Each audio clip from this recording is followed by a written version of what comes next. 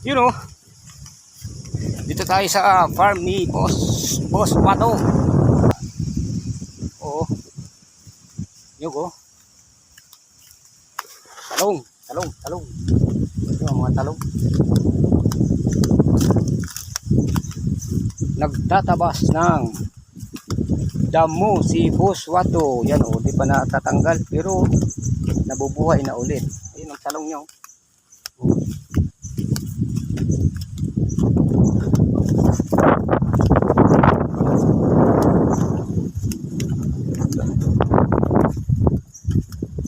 Talong.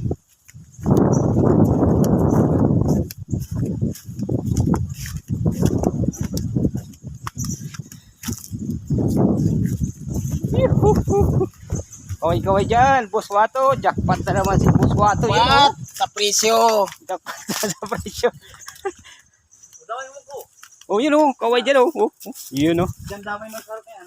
Idol. Dari Manila yan. Tunan mo ko, idol. 1 hands lang, ano? Ako tayo ng talong. Dito sila nagpa-plastic. Yan. Buhat tayo ng talong. Tumutulong na tayo sa pagbubuhat ng talong para mabilis. Tapos ikakarga natin doon sa sa tricycle papunta doon sa main road. Yeah. Tapos ibibiyahe naman papuntang Divisoria ngayon ding araw nito. Yan, makakarating ito mamaya. Madaling araw na. Mga alas 3 ng umaga. Hirap talaga kumita ng pera. Pero kailangan, idol. Kailangan. You know.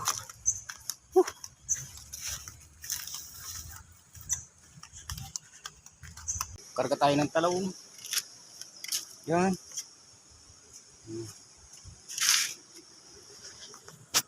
Talong. Ako dito. Okay na.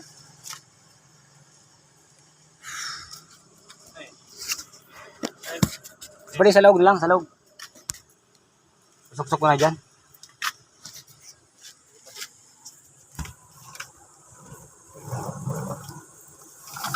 Yan, ayos na yan.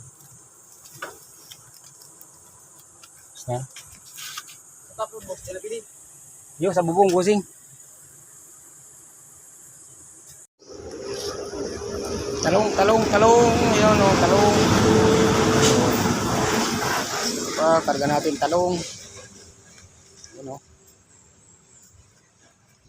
Karga natin ang talong. Tricycle yung ginamit natin ngayon. Wala yung natin, 4x4. Karga tayo ng mga, yan o. Biyahing Divisoria from Lupi, Camarines.